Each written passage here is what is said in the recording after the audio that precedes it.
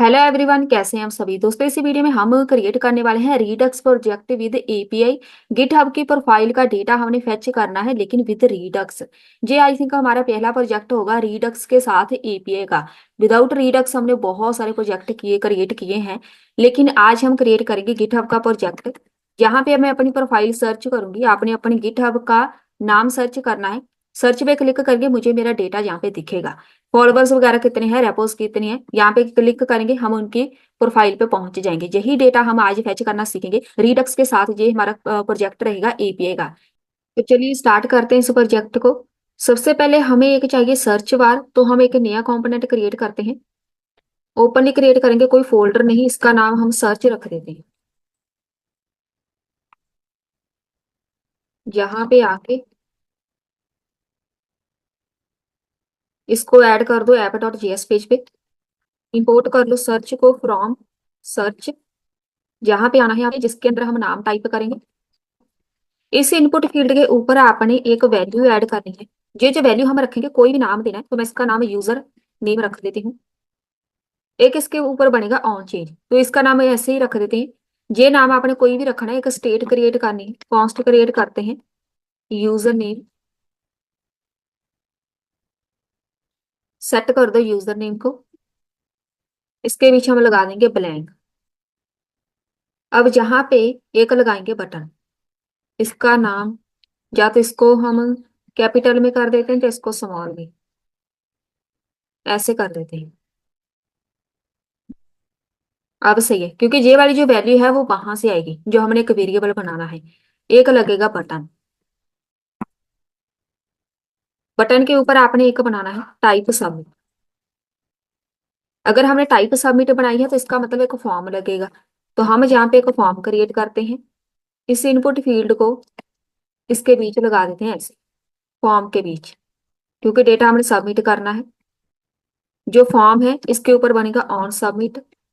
इसका नाम हम रखेंगे हैंडल सर्च। बस, अब सारा काम इसका होगा। तो हम इसको यहाँ पे करते हैं डिफाइन, कॉन्स्ट हैंडल सर्च। एक ई पास कर दो, क्योंकि हमने ई के साथ वैल्यू फेच की है। क्या करेंगे हम यहाँ पे, एक ई डॉट प्रिवेंट डिफॉल्ट पहले लगाते हैं, ये जरूरी है। इफ, इफ का मतलब अगर यूजर नेम फिल किया है, मेरे पास जो इनपुट फील्ड है ना, अगर आपने इसके अंदर कोई ना कोई यूजर नेम फिल किया है, तब हमें आउटपुट दिखेगी, नहीं तो नहीं दिखनी। ये वाली जो एरर है वो चली जाएगी। यहाँ पे एरर है, एरर है मेरे पास, इधर हमने कुछ लिखा नहीं है, तो डिव लगा के छोड़ देते हैं। अब हमारे पास कोई एरर नहीं रहेगी। अब सही है, ठीक है। अभी जो मेरे पास आउटपुट नहीं आ रही, हमने कुछ डिफाइन नहीं किया, इंस्पेक्ट करते हैं यहाँ पे। अभी मेरे पास आउटपुट आएगी भी नहीं, तो मैं इसको ऐसा करती हूँ। यहाँ पे आके ये वाला सर्च लिखा है ना, इसको अभी तक हमने रेंटर नहीं किया, तो यहाँ पे आके सर्च लगा दो। अब हमने जो भी क्रिएट किया है यहाँ पे शो होगा। ये ऐसा दिख रहा है क्योंकि मैंने यहाँ पे सीएसएस ऐड की है। इसका कोई काम नहीं है सीएसएस का, वो पहले से मेरे पास बनी हुई है। इसके ऊपर हम सर्च लिख देते हैं। यहाँ पे आपने कोई भी नाम टाइप करना है, सर्च पे क्लिक करेंगे, आपको डेटा मिल जाएगा। बस यूजर प्रोफाइल हमें गेट करनी है। अब यहाँ पे आएंगे, इसका मतलब है अगर हमने इनपुट फील्ड के अंदर कोई यूजर नेम फिल किया है, तब हमें आउटपुट शो होगी। आउटपुट कैसे बनानी है, यहाँ पे हम रीडक्स यूज कर रहे हैं, तो एक डिस्पैच लगेगा। डिस्पैच, डिस्पैच के बीच हम एक नाम देते हैं। इसका नाम कुछ भी हो सकता है। फैच यूजर, किसको फैच करना है, मैंने यूजर नेम को। ये वाला हमारा वेरिएबल है। यहाँ पे आना है, इधर इंपोर्ट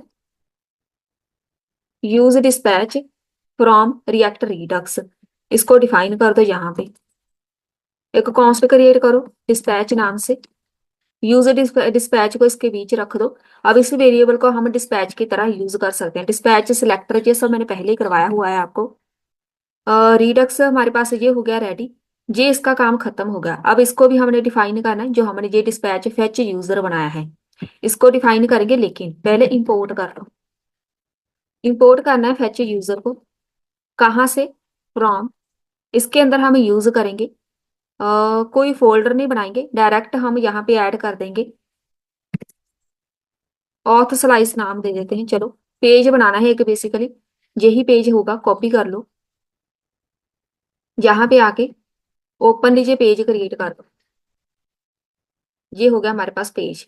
एक तो ये हमारे पास होगा। ऑथ स्लाइस के पहले हम एक प्रोफाइल क्रिएट करते हैं, इसका नाम हम प्रोफाइल रखेंगे, जिधर जाके हमें डेटा शो होना है।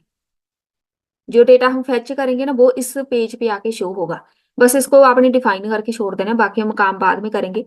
पहले हम ऑथ स्लाइस पे चलते हैं, इंपोर्ट कर लो। क्रिएट करना है हमने स्लाइस को, हमेशा स्लाइस पहले क्रिएट की जाती है। एक साथ में हम क्रिएट करते हैं असिंक। असिंक थंक यूज करेंगे, ये थंक हमारे पास पहले हमने इसको यूज नहीं किया, पहले इसको लगा देते हैं। ऐसे हम लगाते हैं, थंक कहाँ पे यूज होगा बाद में देखेंगे। एक्सपोर्ट यूज करते हैं, कॉन्स्ट क्रिएट कर लो एक, ऑथ स्लाइस नाम का। ये नाम कुछ भी हो सकता है, पहले तो इसको क्रिएट करना है, क्रिएट स्लाइस।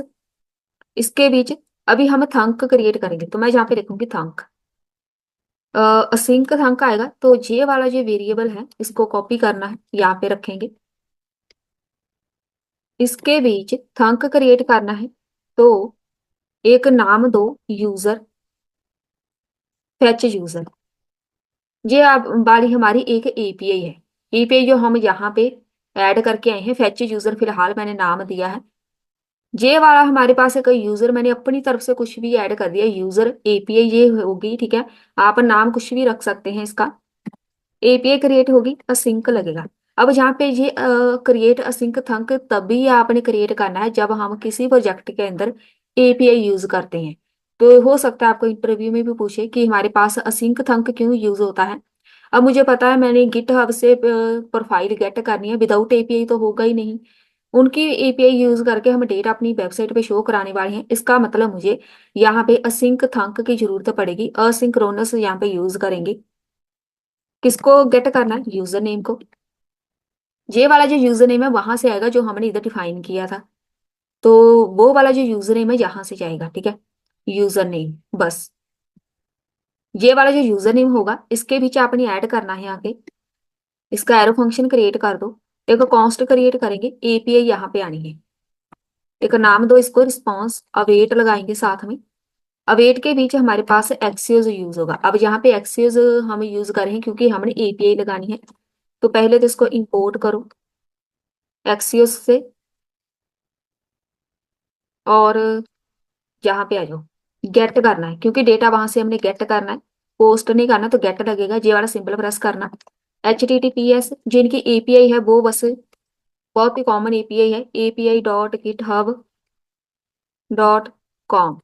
उनकी वेबसाइट का नाम बस लिखना है। वहां से क्या हमें चाहिए? जो डेटा चाहिए, यूजर्स। हमें यूजर्स की प्रोफाइल चाहिए, कौन से यूजर की? जो यहाँ से हम नेम टाइप करेंगे, यूजर नेम। आप एक यूजर की प्रोफाइल गेट कर सकते हैं। अगर आप चाहते हैं आपने अपने नाम से गेट करनी है तो आप अपना नाम लिख दो, सिर्फ आपको अपनी प्रोफाइल दिखेगी। लेकिन अगर आप चाहते हैं कोई यूजर हमारी वेबसाइट पे आके नाम सर्च करे, उसी अकॉर्डिंग हमें प्रोफाइल दिखेगी, तो इसका मतलब हमें यहाँ पे अपना वेरिएबल पास करना है। वेरिएबल पास करने के बाद आपने इसको लास्ट में जाके रिटर्न कर देना है। रिटर्न करो रिस्पॉन्स को, क्योंकि रिस्पॉन्स में हमारे पास डेटा आएगा, तो बस इसको रिटर्न कर दो। इस एपीआई से जो भी हमें यूजर चाहिए वो हमें यहाँ पे इस वेरिएबल के अंदर स्टोर मिलेगा। इसको बस प्रिंट करा दो, रिटर्न कर देगा ये डेटा। एक कॉन्स्ट क्रिएट करो, यूजर स्लाइस। ये वाला यूजर स्लाइस नाम एक देना है कुछ भी। यहाँ पे इसको क्रिएट करो, क्रिएट स्लाइस। एक नेम चाहिए, नेम होगा कौन सा? जो यूजर हमने डिफाइन किया है। इनिशियल वैल्यू, इनिशियल स्टेट जिसको बोलते हैं, क्योंकि हम रीडक्स से यूज कर रहे हैं। एक यहाँ पे आएगा, ये कुछ कीवर्ड है हम यहाँ पे लिखेंगे, लोडिंग फॉल्स कर देंगे इसकी। और जो एरर होगी, अगर कोई एरर आए उसको नल कर दो। एपीआई से डेटा आ गया, ठीक है। नहीं तो हम यहाँ पे इनिशियल वैल्यू ये डिफाइन करेंगे, ठीक है। देन यहाँ पे हम ऐड करेंगे रेड्यूसर्स। रेड्यूसर्स के बीच एक ऐड करेंगे, कोई भी नाम देना है। इसका नाम हम एक्स्ट्रा रेड्यूसर्स रखेंगे। इसके बीच वैल्यू आएगी, एक पैरामीटर पास करना है बिल्डर नाम का। जहाँ पे हम बनाएंगे एक बिल्डर। ये हमारा फर्स्ट प्रोजेक्ट रहेगा एपीआई के साथ रीडक्स में। वैसे तो हमें पता नहीं कितने 50 तक हमारे पास मैक्सिमम प्रोजेक्ट होंगे एपीआई के, लेकिन हमने रीडक्स के साथ नहीं क्रिएट किया। इसीलिए जहाँ पे इसको समझना आपके लिए थोड़ा सा नया है, जहाँ पे मैं एक बिल्डर क्रिएट कर रही हूँ, ये हमारे पास रिड्यूसर के अंदर होता है। इसका काम क्या होता है, पहले आपने बिल्डर लगाना है, इधर ऐड केस नाम एक ऐड कर देते हैं हम। किसको फेच करना है, तो मैं यहाँ पे अपना वो एपीआई लिखूंगी जो मैंने फ्रंट एंड पे लिखी है, फेच यूजर। अब जो भी हमारे पास मेन काम सारा इस फंक्शन का है, जब कोई बंदा क्लिक करेगा बटन पे, ये फंक्शन वर्किंग में आएगा। अब इस फंक्शन के अंदर मैंने ये मेन बनाया है, हमें फेच करना है डेटा। तो इसी को हम यहाँ पे रिड्यूसर के अंदर लिखेंगे। रिड्यूसर के अंदर हमेशा वर्किंग कोड लिखा जाता है जो मेन वर्किंग होती है। तो यहाँ पे मैं ऐड केस कर रही हूँ। ऐड केस मतलब मुझे यहाँ से डेटा चाहिए पेंडिंग, जो कीवर्ड है, अगर पेंडिंग है स्टेट, जहाँ पे हम लिखेंगे स्टेट डॉट लोडिंग ट्रू। अगर डेटा आ गया सही है, अगर डेटा नहीं आएगा वहां पे लोड होगा, मतलब मेरे पास वहां पे रिफ्रेश होता रहेगा। अगर डेटा नहीं आया by chance, then dot add case, जहां पे हम फेच करेंगे, फेच करना है यूजर डॉट, इधर हम लिखेंगे फुल फील्ड। फुल फील्ड का मतलब है एक साथ में स्टेट होगा, एक एक्शन होगा। अब ये हम रिड्यूसर के साथ एक्स्ट्रा रिड्यूसर क्रिएट कर रहे हैं, मतलब अगर डेटा नहीं मिला जे कोड चलेगा, अगर डेटा मिल गया तो जे कोड चलेगा बस। जैसे हमारे पास एरर लगाते हैं ना, ट्राई कैच होता है, सेम वही मेथड है। अगर हमारे पास कोड सही चल पड़ा तो जे वाला वर्क करेगा, कोड नहीं चला तो जे वर्क करेगा। और एक्शन के बीच हम इसको पास करते हैं स्टेट डॉट लोडिंग। लोडिंग को हम फॉल्स कर देंगे, क्योंकि पहले हमने लोडिंग को ट्रू किया था। अगर डेटा नहीं मिला वहां पे लोड होता रहे, अगर डेटा मिल गया लोडिंग को खत्म कर दो। स्टेट डॉट डेटा, वहां से डेटा आ गया, एक्शन डॉट पे लोड। एक्शन डॉट पे लोड हमेशा वहां पे लगता है जब हमारे पास आउटपुट आ जाती है। एपीआई से डेटा नहीं मिलेगा जे कोड चलेगा, आपकी लोडिंग होती रहेगी, बफरिंग होती रहेगी। अगर डेटा मिल गया, यहाँ से हमें डायरेक्ट डेटा प्रिंट करा देंगे जी। एड केस, यहाँ पे हम लगाएंगे फेच यूजर रिजेक्ट। रिजेक्टेड एक कीवर्ड होता है। स्टेट डॉट एक्शन या स्टेट एक्शन, दो कीवर्ड पास करेंगे हम। अब ये क्या काम करेगा, स्टेट डॉट लोडिंग, लोडिंग को ये फॉल्स कर देगा। स्टेट डॉट पहले लगा देते हैं इसको एरर, एक्शन डॉट एरर। ये हमारे पास कोड तब चलेगा अगर हमारे पास डेटा तो आ रहा है, सारा कोड हमारा सही है, एपीआई वर्क कर रही है, लेकिन हमारे पास एरर, एरर भी नहीं है, हमारे पास इंटरनेट कनेक्शन बहुत स्लो है, जो उनकी एपीआई बिजी है। कोडिंग में हमारे पास कोई इशू नहीं है, वहां पे बस बफरिंग हो रही है बार बार। हो सकता है एपीआई बिजी है, उनकी वेबसाइट पे ज्यादा लोड है, या मेरा इंटरनेट स्लो है, वहां पे बफरिंग होती रहेगी। लेकिन अगर यहाँ से सब कुछ सही है तो जी कोड चलेगा, अगर कोई एरर है तो एरर को हैंडल करेगा जी, हमें एरर मैसेज प्रिंट करा देगा बस। लास्ट में जाके एक्सपोर्ट करो, डिफॉल्ट यूज स्लाइस नाम इसको दे देते हैं, use slice, user slice dot reducer. ये हो गया हमारे पास रेडी रेड्यूसर। अभी हमने एक स्टोर क्रिएट करना है, एक इसको नाम दो स्टोर। स्टोर के बीच तो छोटा सा बस कोड लगाना है हमने। इंपोर्ट कर लो, कॉन्फ़िगर करना है पहले तो हमने स्टोर को रीडक्स टूल किट से। इंपोर्ट करो यूजर रिड्यूसर फ्रॉम, अभी जो हम क्रिएट करके आए ना उसको इंपोर्ट करना है। कहाँ पे क्रिएट किया है, मैंने ओपनली क्रिएट किया है, ऑथ, ऑथ स्लाइस के बीच क्रिएट किया है उस पेज का नाम बस। अभी यहाँ पे जो मैंने लिखा है, इसको हम बंद कर देते हैं, इसका कोई काम नहीं है। स्टोर पे आके ये यूजर रिड्यूसर लिखा है ना, ये नाम आप अपनी तरफ से रख सकते हैं, रिड्यूसर का नाम होगा। कॉन्स्ट क्रिएट करेंगे स्टोर, कॉन्फ़िगर स्टोर, हमने जहाँ पे रिड्यूसर को डिफाइन करना है यूजर की तरह, यूजर रिड्यूसर। बस अब आपने जो ध्यान देना है वो ये है, ये वाला जो यूजर मैंने डिफाइन किया ना, इसी को हमने यहाँ पे यूज किया है। ये देखो, ये दोनों मैच करने चाहिए, बस यही मीन है। जो भी आप इसको नाम देते हैं ना, बस उसी को हम यहाँ पे स्लाइस के अंदर यूज करते हैं। तो हमारे पास स्टोर रेडी हो गया, इसको एक्सपोर्ट कर दो। डिफॉल्ट स्टोर, ये हमारे पास हो गया रेडी कोड। अगर मैं यहाँ पे आके, अभी मेरे पास एरर है, एरर चेक करते हैं, क्योंकि अभी तक हमने यहाँ पे लगाया भी नहीं है। तो ऐसा करते हैं, पहले स्टोर को इधर लगा देते हैं, क्योंकि जब भी हम स्टोर यूज करते हैं पहले हमने इसको इंपोर्ट करना होता है। ऐप डॉट जीएस पेज पे करेंगे, स्टोर फ्रॉम, ओपनली है मेरे पास, तो मैं यहाँ पे स्टोर नाम लिखूंगी पेज का। इंपोर्ट किया जाता है प्रोवाइडर को, रिडक्स से, यहाँ पे प्रोवाइडर लगा दो। इसको उठा के पूरी एप्लीकेशन यहाँ पे रैप कर दो। यहाँ पे एक नाम देना है, स्टोर स्टोर। अभी मेरे पास आउटपुट आ जानी चाहिए। एरर देखते हैं।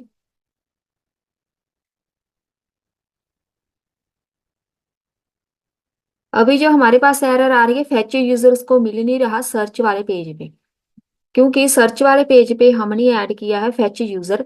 इंपोर्ट करना है हमने ऑथ स्लाइस पे, तो इसको हमने यहाँ पे डिफाइन किया। यहाँ पे मैंने ऑथ स्लाइस लिखा ना, इधर हमारे पास फैच डिफाइन नहीं करेंगे तो हमारे पास आउटपुट नहीं आनी। अब सही है, इसको हम कर देते हैं बंद। जहां पे आके पहले सर्च करते हैं, तो मैं अपनी प्रोफाइल जहाँ पे सर्च करूंगी, ऐसे आपने अपने प्रोफाइल का नाम लिखना है। अब मेरे पास डेटा आया कि नहीं वो हमें नहीं पता, तो इसके लिए हम यहाँ पे प्रोफाइल वाला पेज क्रिएट करेंगे, ये वाला। इसको पहले ऐड करो ऐप डॉट जीएस पे। इंपोर्ट करना है प्रोफाइल फ्रॉम, प्रोफाइल से।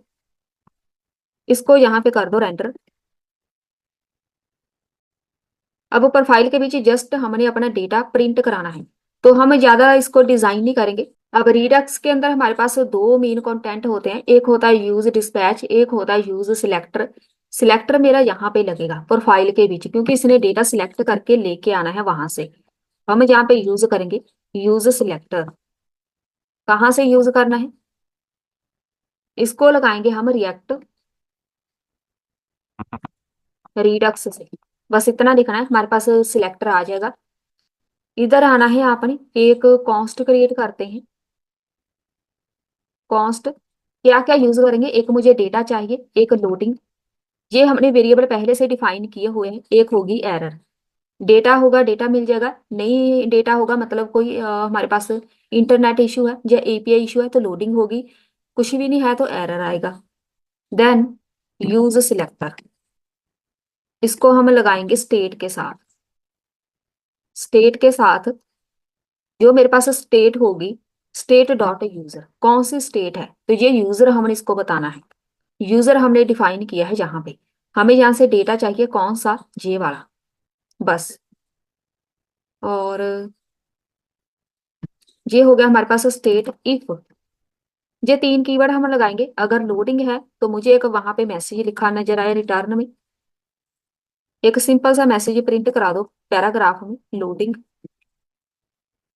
अगर लोडिंग नहीं है, एरर है, इफ एरर। अगर एरर है तो हमें ये रिटर्न कर देगा एरर। अगर कुछ भी नहीं है, इफ नॉट डेटा, इसका मतलब है वहां से कोई डेटा है ही नहीं, मैं गलत इन्फॉर्मेशन फिल कर रही हूँ, कोई यूजर नाम मैं एंटर कर रही हूँ, वो नाम से कोई प्रोफाइल बनी नहीं, तो हमें ये वाला मैसेज ही दिखेगा कि वहां पे ये है ही नहीं यूजर। अब इसको बस प्रिंट करा दो। एक उसकी इमेज चाहिए, तो इमेज हमने वहां से लेके आनी है। तो सोर्स क्या होगा, सोर्स वो होगा जो वहां से डेटा आएगा। अब वहां पे उस इमेज को हम ऐसे डिनोट करते हैं। ये कीवर्ड अपनी तरफ से नहीं लिखना, उनकी वेबसाइट से है ये वाला कीवर्ड। तो इसी के साथ हमें इमेज मिलेगी। और साथ में एक अल्ट टैग लगा के डेटा डॉट लॉगिन लिख देते हैं। जो कुछ एक्स्ट्रा इन्फॉर्मेशन है, हाइट विड्थ हम लगा सकते हैं इसकी 150, जो इसकी हाइट विड्थ चाहिए इमेज की। तो पहले हम चेक करते हैं, तो यहाँ पे एरर आ रहा है, ठीक है। तो एरर को हम चेक करते हैं क्यों है।